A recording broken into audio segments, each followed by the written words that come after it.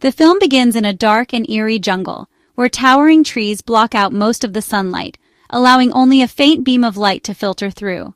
Amidst this dense forest, a mysterious figure emerges, a teenager, wearing a yellow hoodie, standing stiffly next to a pine tree. He appears exhausted, hunched down on one knee, his fingers digging into the earth as though trying to hold himself up.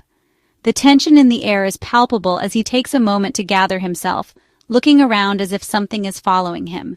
Next, we see a red bus cruising down a deserted road surrounded by long, dense trees.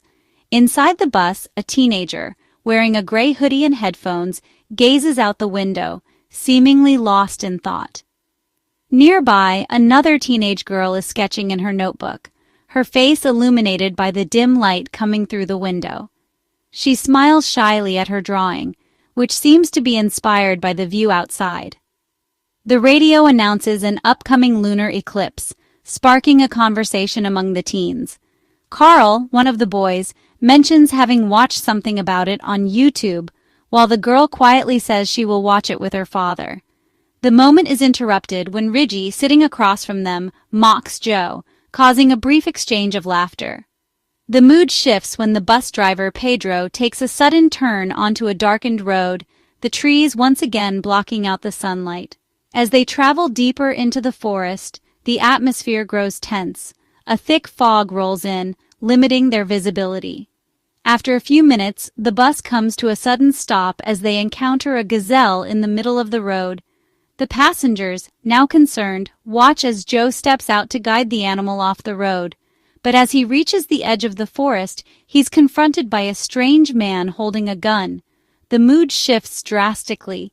Fear and confusion wash over the group as the man threatens them, demanding silence and compliance. The atmosphere is thick with tension as the man orders everyone to sit down and remain calm. He seems oddly familiar, his mannerisms and the gun in his hand suggesting he may not be an ordinary person. The teens try to make sense of the situation, but the man's presence is intimidating. The radio continues to talk about the lunar eclipse, but no one is paying attention now. The driver, Pedro, is visibly nervous, and Riggy, sitting at the back, watches in silent defiance. The scene cuts to a day before, where Carl is with his father, Chris. Carl recalls a story about how he once helped a girl escape from a dangerous situation, but his father seems unconvinced by the story, brushing it off as an exaggeration.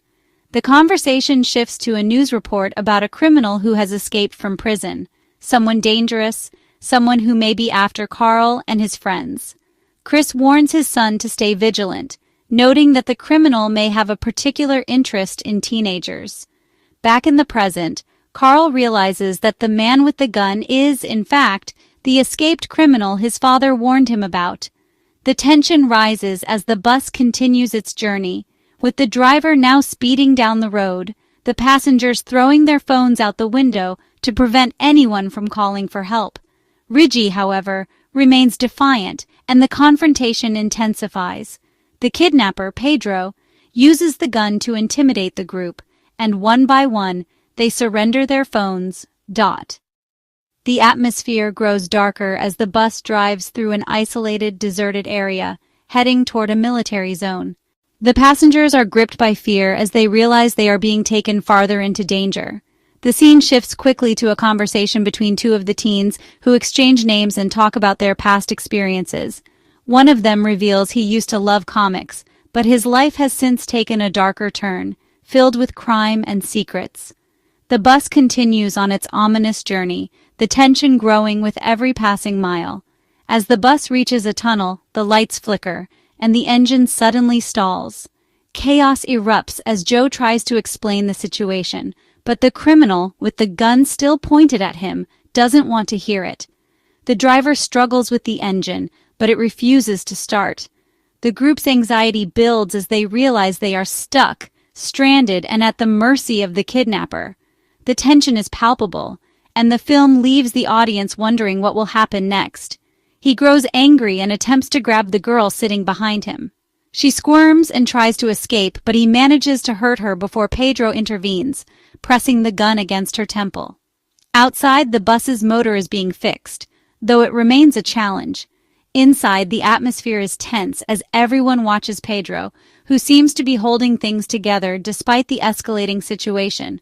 Barawa, cautious, notices the strange events unfolding, while the others are fixated on Joe and the unfolding chaos. As the bus moves slowly forward, the teens begin to panic, whispering fears that Pedro will kill them. Peace tries to reassure them, but it's clear that danger looms. Carl shakes his head, warning them that trying to provoke Pedro is extremely dangerous. However, the tension builds, and Juan realizes that the situation is quickly spiraling out of control. He tries to calm the group, but it's clear that everyone is on edge. Suddenly, the lights cut out, plunging the bus into darkness. The only light comes from the beam of a flashlight held by Pedro. Everyone falls silent, listening intently to the eerie sounds of the tunnel, their hearts racing. The atmosphere grows colder and more terrifying as Pedro moves deeper into the dark, leaving the others in the shadow. Joe cautiously follows, moving slowly but surely, his senses heightened. The tension is thick, and every step feels like it could be the last. Back inside the bus, everyone holds their breath as they anxiously watch Joe's progress through the dark tunnel. There's an unsettling noise, a loud mechanical groan, and then the sound of something, or someone, moving closer. The fear is palpable as the teens brace for the worst. Pedro, meanwhile, is struggling to repair the motor. He's frustrated and angry, lashing out at the group with harsh words. As the situation worsens, Carl begins to push back, challenging Pedro's authority. There's a brief moment of defiance when Carl demands to know why Pedro hasn't fixed the motor yet, but the tension only heightens. Pedro's threats grow more violent, his patience wearing thin. As the bus continues to crawl through the tunnel, Reggie grows increasingly agitated, sensing that the danger is near. He steps forward, trying to confront Pedro, but the man with the gun only threatens him further. The air is thick with fear, and Reggie's confidence begins to waver as the situation escalates. In a final act of desperation, Reggie challenges Pedro, but his efforts only seem to make things worse. The entire group is now caught in a standoff, trapped between the threat of Pedro's gun and the growing fear of something far worse lurking in the shadows. The tension breaks when they hear a strange roar from outside the bus. The kids freeze, eyes wide with terror as they realize the source of the noise is something far beyond their understanding. Pedro, his face pale with fear, looks out the window and sees something that makes his blood run cold. The creature, its claws sharp and massive, slams into the side of the bus, rattling it. Pedro screams, his voice breaking as the creature's fury intensifies. The teens, paralyzed by fear, can only watch as the monster claws at the bus, its eyes glowing in the dark. In the chaos, Reggie tries to keep everyone calm, but his efforts are futile.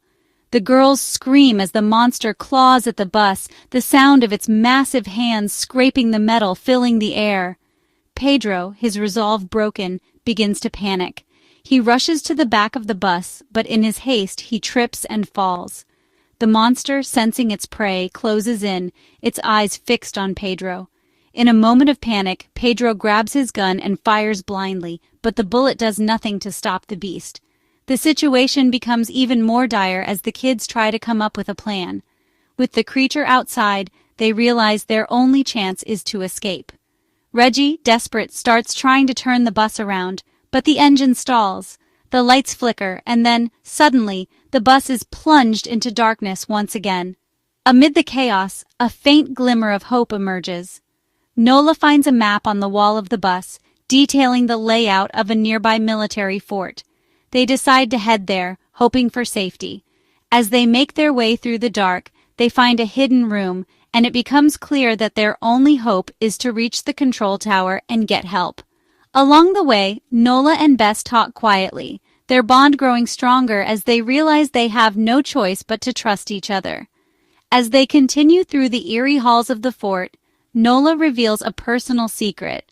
Her mother's favorite painting was one of the sea, the water painted in vibrant shades of blue. This moment of vulnerability deepens their connection, even as the looming threat of the creature outside continues to haunt them. The group steels themselves for what's to come, knowing that their survival depends on their ability to work together and face the horrors that await.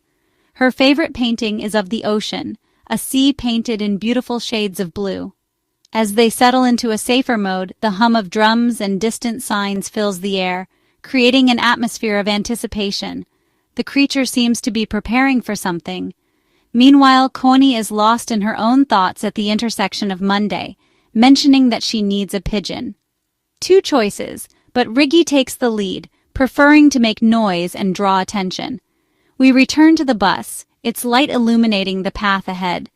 The group is focused, aware of the giant scout lurking nearby. The plan is clear, but the situation remains dire as they face the flames inside the cave.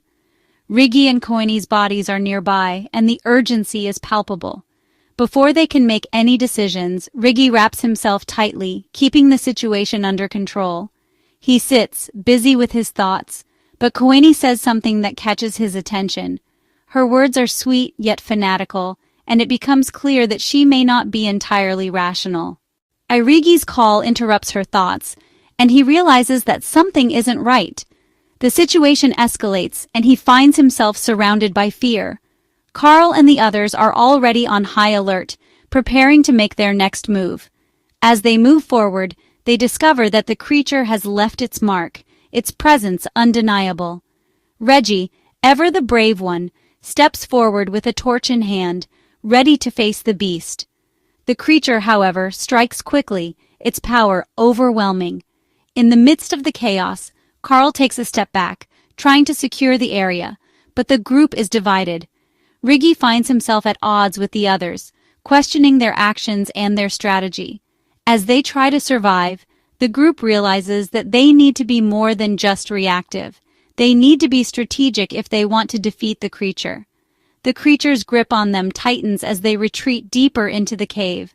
They eventually stumble upon an old journal, detailing the story of a man named Julius, obsessed with the creature that killed his sister.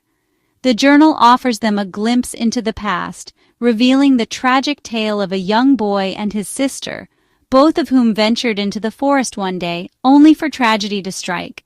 Julius's quest for vengeance against the creature led him to create a machine, intending to use it to defeat the beast that stole his family from him.